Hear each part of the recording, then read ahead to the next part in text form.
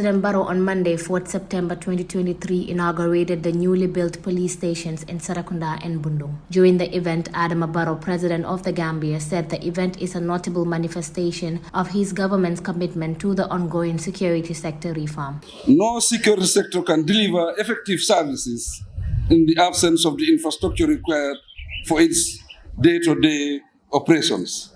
Hence the need to upgrade our security sector infrastructure in agreement with our national reform agenda. As documented in the reform instruments, in addition to creating a conducive environment for optimal service, the objectives of the security sector reform include promoting and upholding human rights standards. The President further highlighted that the newly constructed police stations and police child fund office have been modeled not only to conform with human rights standards, but to also create an ideal working conditions for officers to perform better. Abdoulaye Sanyang, Inspector General of Police, mentioned that the inauguration ceremony was meant for 4 stations, Brusubi, Bakwote, Serekunda and Bundung, but due to limited time constraints, they had to inaugurate just Serekunda and Bundung stations. Joint German EU project aimed to support the infrastructural development of the Gambia Police Force in addition to ongoing capacity building training projects provides, in tandem with international best practices and human rights standards. Excellency, our commitment to reform is unwavering. The design of this new police model station is just a testimony of that resolve. But more than that, however, we are inculcating an understanding among our workforce that our service must be people-centered, like mentioned by the Alcalo.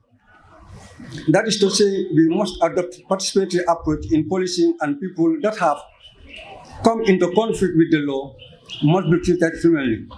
Their rights, dignity must be preserved at all times without compromising the peace and security. These are all clearly articulated in our new vision statement that you will see on the go, to be professional, accountable public service, respecting human rights and the rule of law. Inspector Sanyang also expressed that the police system has initiated and formed new units, which is in line with the reformed agenda to enhance the police force's operational effectiveness. Ms. Tanya Roy, charge d'affaires of the German Assembly, stated the newly constructed buildings would boost the morals of the police officers working in these buildings, as well as reassure the people in the communities served by these facilities. These buildings stand for a citizen-oriented, approachable police service, determined to work together with the community for a safer and more caring neighborhood. You might know that this police program, commissioned by the German Federal Foreign Office and implemented by GIZ, covers 3 African countries, apart from the Gambia, also Cote d'Ivoire and Kenya, with regional components at the African Union Commission in Addis and the AFRIPOL headquarters in Algiers. She further said that this is an important step towards a democratic Gambia that would protect the most vulnerable and provide equal rights to all its members. These 4 newly built modern police stations were funded by the Joint German-EU Support to the Gambia Police Force program, commissioned by the German Federal Foreign Office and co-founded by the European Union, constructed and equipped in close collaboration with the Gambia Police Force. Dr. Mamadou Tangara, Minister of Foreign Affairs, International Cooperation and Gambians Abroad, speaking at the National Assembly on Tuesday, 5th September 2023, emphasized that currently 169 migrants are stranded in Niger awaiting in deportation. He further highlighted that over 100 migrants are currently in Libyan immigration detention centers awaiting in deportation to the Gambia. He added that as a government, they have developed a coherent policy in managing irregular migration as enshrined in the Migration Policy 2020 to 2030, and that consequently it is the government's responsibility to discourage the youth from embarking on such journey to Europe. However, he highlighted that the government has not and will not arrange or facilitate the return of anyone without due process being followed. Minister Tangara further moved a motion on the withdrawal of the consideration and ratification of the agreement on cooperation in migration matters between the government of the Gambia and the Swiss Federal Council. Justifying the reasons for his withdrawal, Honorable Tangara highlighted that the document is not an international agreement that would require the National Assembly's ratification.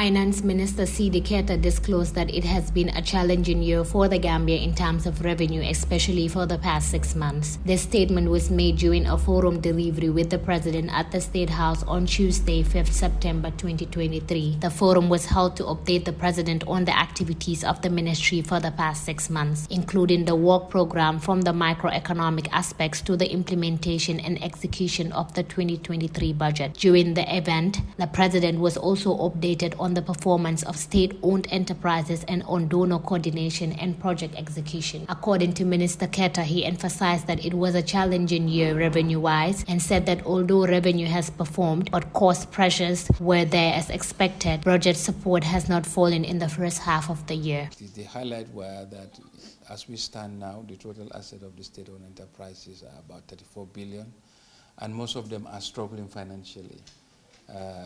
The financial performance of the state-owned enterprises are very weak, and this was identified, and the causes, the President was briefed as to the performance of each state-owned enterprises, factors leading to their performance, why their performance are the way they are, and what measures should be taken. He further said that we were able to introduce certain fiscal measures to constrain costs. That was the key highlight of the budget execution, and we hope that the second half of the year, which will witness the release of the budget support, will help support the disbursement of key sectors and operations of the government. And one of the key next and quick step to take is to usher in the SOE commission, the board of directors of which has been approved and appointed. I think we will do the onboarding of this board of the SOE commission this week. We believe with the coming into force of that board, that will also support the directorate and the SOE commission to really work with the SOEs in order to increase their financial and operational performance and efficiency. Ibrahim Asila, the Minister of Transport, Works and Infrastructure, during a forum delivery at the State House with the President on Wednesday, 6 September 2023, said the OIC Barton Harding project is at an advanced stage. Minister Silla highlighted that the progress of work from the first phase from Airport Junction to Senegambia is almost at 67%, as contractors have already started mobilizing at the Keraba Avenue traffic lights, where there would be an overpass.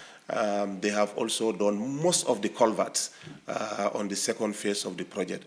So we are really happy that the works are progressing well. Where we have challenges, we have discussed, we have briefed His Excellency the President, and those challenges are going to be really tackled head on immediately after the rains. The much talk about issue of sand, we are happy to announce that the mining company that is doing the sand mining at the Denton Bridge, they are at an advanced stage now to install their machines to sieve, either the sand or the clay content from the actual sand. And we are hopeful that if the laboratory tests come out positive, that it can be used for construction, of roads and also the drainage.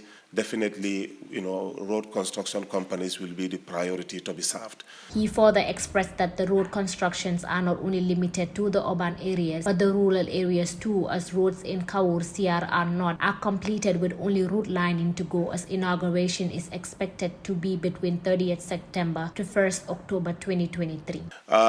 Within the rural areas also, we have a number of roads. The Kiang East roads are there, which is about 85 kilometers. We also have roads in the Badibus, the one going to Central Badibu, Salikenye, and also the one from Kerawan to Njawara.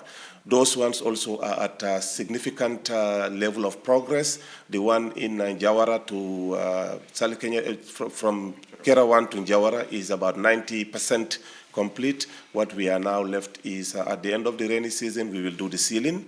The forum delivery between President Adama Barrow and the Minister of Transport, Works and Infrastructure was supported by the Chief of Staff and staff of the Department of Delivery. Their discussion was centered on the activities implemented within road infrastructure sector alongside their plans for 2024 and beyond, with mobilization of funds to support activities.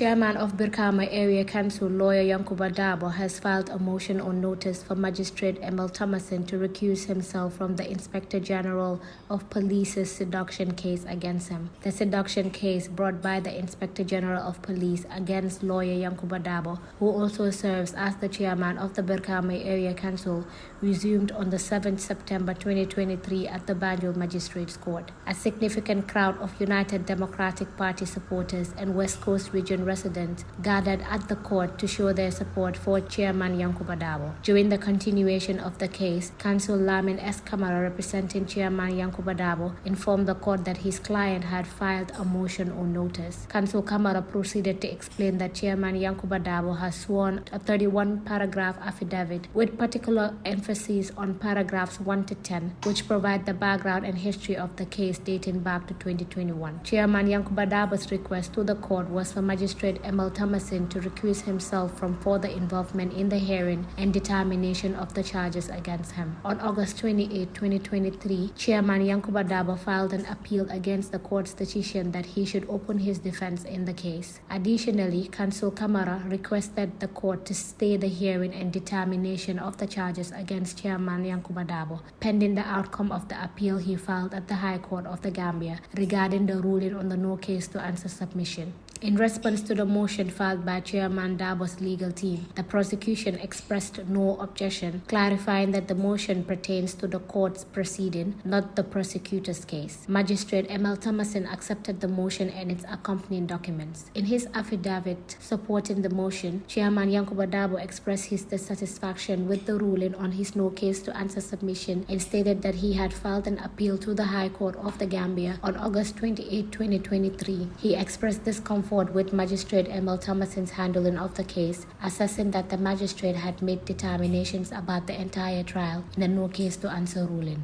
On March 9, 2021, the Inspector General of Police initiated a criminal lawsuit against Yankuba Dabo, bringing forth 2 charges against him. The prosecution alleged that on February 10, 2021, Yankuba Dabo committed an offense by using disparaging language directed at both the President of the Gambia, Adama Barrow, and the judiciary of the Gambia. On September 28, 2022, after the prosecution closed its case, Chairman Yankuba Dabo's legal team informed the court that they intended to file a no case to answer submission. The court ordered that a formal application be filed and adjourned the matter to October 18, 2022 for the adoption of briefs on the no case to answer submission. On October 10, 2022, Chairman Yankuba Dabo and his legal team filed their no case to answer submission in respect of the 2 counts charged. The submission was served on the prosecution. The prosecution filed its reply to the no case to answer submission on October 25, 2022. Chairman Yankuba Dabo and his legal team filed a reply on points of law against the prosecution's brief. After nearly 3 years since the charges were filed, the court ruled on August 17, 2023 that Chairman Yankuba Dabo must present his defense, overturning his application for a no case to answer. On August 31, 2021, Chairman Yankuba Dabo appeared in court to commence his defense, but the case could not proceed. Many political and social commentators criticized the case's revival as a politically motivated pursuit against him. Chairman Yankuba Dabo and his legal team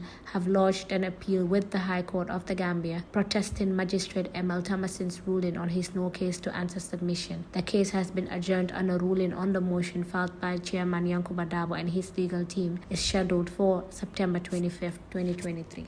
That's all we have for you today until we come your way again. I'm Njie on the VOD.